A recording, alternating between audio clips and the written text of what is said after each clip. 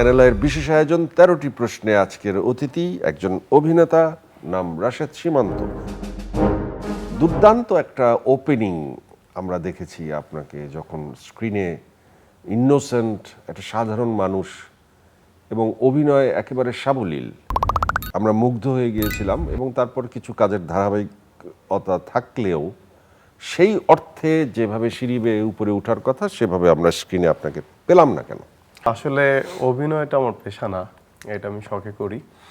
এবং যেহেতু আমাকে আরেকটা কাজ করতে হবে এবং একটা গুরুত্বপূর্ণ দায়িত্বে আছি, জি, আমরা ওই দায়িত্বের কথা কিন্তু পরে বলবো। আপনি যে আগে, কারণে সময়ের অভাবে আসলে আমার তাহলে আপনার মূল সংকটটা সময়। ওকে, এবার আসি যে আপনি যদি সময় দিতেন, আপনার কি ধারণা যে নির্মাতারা আপনাকে সত্যি ব্যবহার করতো? এখন পর্যন্ত প্রতিদিন যেভাবে না করতে হয়, আমি অনেক সময় মানে খুব ইয়েতে পড়ে যাই, ইতস্তত বোধ করি যে ওকে, এখন পর্যন্ত তাহলে আপনার ভালো ডাক পড়ে প্রতিদিন? যেহেতু আমি মাসে 4টা দিন কাজ করতে পারি, আগামী ধরেন যদি বলতে চাই আগামী 3.5 মাস 4 মাস আমি ফাঁকা নাই। বাহ, তো ইনকাম তো এখানে অনেক, এখন যাদের চাহিদা, আপনার এই ইনকামের হাতছানি নাড়া দেয় না মাথাকে? না, আসলে আমার ফ্যামিলিটাকে আমি ফার্স্ট প্রায়োরিটিতে রাখতে চাই। এবং আসলে আপনি আমার চেয়ে অনেক অনেক অভিজ্ঞ যে আসলে অ্যাক্টিং করতে গেলে সময়ের কোনো ঠিক ঠিকানা থাকে না। আপনি একটি প্রাইভেট টেলিভিশন চ্যানেলের হেড অফ মার্কেটিং। টেলিভিশন যখন দর্শকের এখন এক ধরনের second option, digital media mobile হচ্ছে ফার্স্ট অপশন, টেলিভিশনের মার্কেটিংয়ের এই মুহূর্তে হেড অফ মার্কেটিং হিসেবে দায়িত্ব পালন করার সবচেয়ে বড় লিমিটেশনসটা কি মনে হচ্ছে? আপনি যে সেকেন্ডারি জায়গায় নিয়ে আসলেন টেলিভিশনকে, এটার প্রধান কারণ হচ্ছে কিন্তু যদি আপনি লেভেল কোম্পানিদের কথা বলেন, ওরা খুব ভালো কাজ করছে, অনেক বিগ প্রোডাকশন করতেছে, খুব অ্যারেঞ্জমেন্ট দিয়ে গল্প করতেছে। টেলিভিশনগুলোর চ্যালেঞ্জের জায়গাটা হচ্ছে হলো কি, ওই লেভেল কোম্পানিগুলো মাস শেষে ধরেন 3-4 কোটি টাকা 5 কোটি টাকার বেতন দিতে হয় না, টেলিভিশন স্টেশনের মতো এরকম মেনটেনেন্স করতে হয় না। একটা রুমে 2-3 জন নিয়ে হয়তো লেভেল কোম্পানিগুলি মেনটেন করে, বাট ওরা কোয়ালিটিটা এনশিওর করে হচ্ছে প্রোডাকশনের। তো একটা টেলিভিশনকে কিন্তু মাস শেষে তার এমপ্লয়ীদের বেতন দিতে হয়, এই প্রোডাকশন বানাইতে হয়, মেনটেনেন্স। তাহলে টেলিভিশনগুলি কি এই সনাতন এই যে এমপ্লয়ীদের রাখা, এমপ্লয়ি সংখ্যা, এগুলো আস্তে ধীরে কি ছাঁটাইয়ের পথে যাচ্ছে বা যাবে বলে মনে হয় সামনের দিনগুলোতে যদি এভাবে যায়? আমার মনে হয় তার চেয়ে বেশি যদি আরেকটু প্ল্যান করে প্রোডাকশনগুলো আরেকটু কোয়ালিটি করা যায় তাহলে মনে হয়। আপনি মার্কেটিং করছেন, আপনি ডিসিশন নেবেন কি হবে, কারণ মার্কেটিং ওরা বলে দিচ্ছে যে এই ধরনের জিনিস চাই। প্রোগ্রাম আবার প্রোগ্রামের মতো প্রোগ্রাম ডিজাইন করে। আপনি কোন ধারায় পড়েন? প্রোগ্রাম আপনার দ্বারা প্রভাবিত হয় নাকি আপনি প্রোগ্রাম দ্বারা প্রভাবিত হয়ে বিজ্ঞাপন আনেন? আসলে যেহেতু আমি অ্যাক্টিংটাও করি, আমি কিন্তু দুই পক্ষেই আছি। সো আমি দর্শকের টেস্টটা দিয়ে বিজ্ঞাপনদাতাদের সাথে কথা বলি, বিজ্ঞাপনদাতা এবং দর্শকের দুইটার সমন্বয়ের যে টেস্ট, এটা নিয়ে আমি প্রোগ্রামের সাথে কথা বলি। ওকে, আপনি দেশি টেলিভিশন চ্যানেলকে খুবই সামাজিকভাবে উপস্থাপন করছেন, কিন্তু আপনার বাড়িতে আছে আকাশ, নেটফ্লিক্স, হইচই, অনেক প্ল্যাটফর্ম যেখানে উন্মুক্ত। তাহলে আকাশ সংস্কৃতির এই যুগে আসলে কি কোনোভাবে কোনো দিক থেকে কাউকে কোনো কিছুতে আটকানো যায়? না, আটকানো যায় না। এখন আমার বাচ্চা যখন অসুস্থ হয় তখন কিন্তু তাকে ইনজেকশন দিতে হয়, তার হচ্ছে হলো কিউরের জন্য। আমি জানি যে আমার বাচ্চাটা ইনজেকশন দিলে সে ব্যথা পাবে, তারপর আমি দেই এই কারণেই যে আমার বাচ্চাটা যেন ভালো থাকে। সো আমার অনেক প্ল্যাটফর্ম থাকবে, কিন্তু আমি চেষ্টা করব যে যেইগুলো আমাদের সামাজিকতার সাথে অ্যাডজাস্ট করে, যেটা আমার ফ্যামিলি আমি একসাথে দেখতে যে ডিস্টার্ব ফিল করবো না, ওইরকম প্ল্যাটফর্মগুলি বেছে নিতে।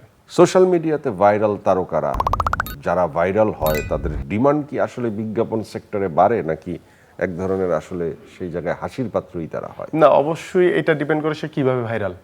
এখন অনেক অনেক ভাইরাল, কিন্তু বাংলাদেশের এমন অনেক কোম্পানি আছে যারা তাদের প্রোডাক্টকে ওই ভদ্রলোক বা ওই ভদ্রমহিলাকে ইউজ করতে দিবে না, বরঞ্চ যদি সে কোনোভাবে ব্যবহার করে এটার জন্য হয়তো তারা আইনি পদক্ষেপ নিতে পারে। আপনার অভিনয়ের পাওয়ারটা কি? আপনি কোন পাওয়ারে এত ভালো অভিনয় করেন? আপনার ভিতরে কি কাজ করে? আমি প্রথমত গল্প নির্বাচনের ক্ষেত্রে একটু সচেতন থাকি যে এই গল্পগুলি আমাদের চিরচেনা গল্প, এই গল্পগুলি হওয়া উচিত। আমি প্রতিনিয়ত হাঁটা চলার সময় খেয়াল করি যে আমাদের সমাজের কি ভুল ত্রুটিগুলি খুব সূক্ষ্মভাবে আমরা দর্শকদের সামনে তুলে ধরতে পারি এবং শুধরানো সম্ভব। এইটা আমার একটা শক্তির জায়গা, আর দর্শকদের ভালোবাসা। আবার আপনার কলিগরা যে ধরনের নাটক অনেকে করে ইউটিউব ভিত্তিক লেভেল কোম্পানির, জি মিলিয়ন মিলিয়ন ভিউজ হয়, কিন্তু নাটক দেখা গেল নামের জায়গায়ও কোয়ালিটি নাই, অভিনয়ও বলেন এক ধরনের ভাড়ামি, আবার দর্শক খুশি হচ্ছে, সুশ্রীও পাচ্ছে। তাদেরকে দেখে আপনার উপলব্ধি কি হয়? তারা কি ঠিক ট্র্যাকেই আছে? যেমন আপনি আমাকে প্রথমে যে প্রশ্নটা করলেন যে আমি একটা নাটক দিয়ে প্রথম সবার কাছে পৌঁছে যাই, এবং সেই নাটকটা দিয়ে কিন্তু এত ভাইরাল কন্টেন্ট, ওইটা তো সবাই কিন্তু কান্নাই করছে। ওইটা তো মধ্যরাতের সেবা, যদি আমি ভুল না করি, আপনি যেটা বলছেন। এখন ডিপেন্ড করে হচ্ছে হলো আপনি কি করবেন, আপনার মন মানসিকতা, আপনি কি বলতে চান। কারণ দিন শেষে শুধু এটা সোর্স অফ ইনকাম হইলে হবে না। আমি আজকে করে যাচ্ছি, আমার মেয়ে যখন 20 বছর পরে দেখবে আমার বাবা কি করে গেছে, বা আমার আরও যারা আছে, আমার ভাইয়ের ছেলে, বোনের ছেলে, বা যাদের আমি চিনি, তাদের কাছে তো আমার একটা জবাবদিহি থাকা উচিত।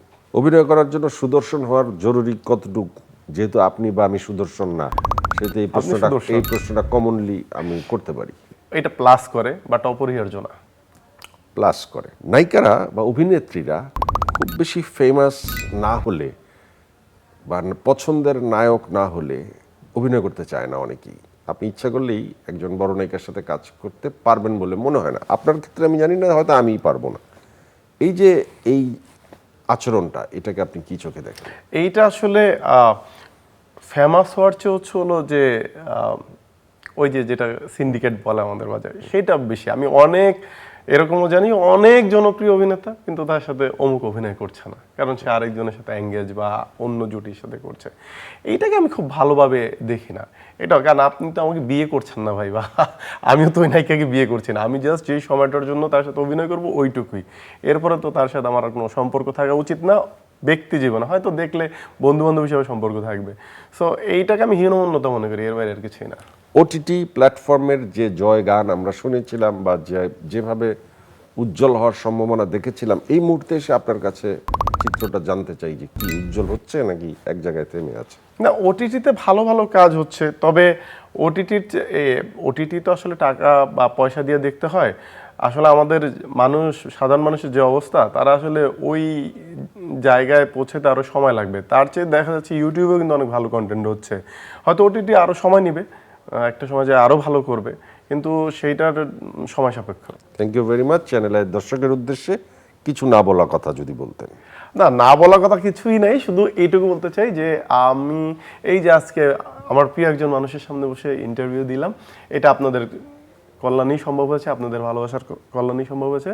তো ভাইয়া যেটা বলতেছিল তার সাথে একটু সুর মিলাইতে চাই যে অবশ্যই আপনারা ভাইরাল কন্টেন্ট দেখেন, কন্টেন্ট আরও ভাইরাল করেন, তবে যেটা আমাদের জীবনে কাজে লাগবে সেই জাতীয় কন্টেন্টগুলোই বেশি দেখবেন, তাহলে আমরা আরও বেশি উৎসাহ পাবো। ধন্যবাদ সবাইকে।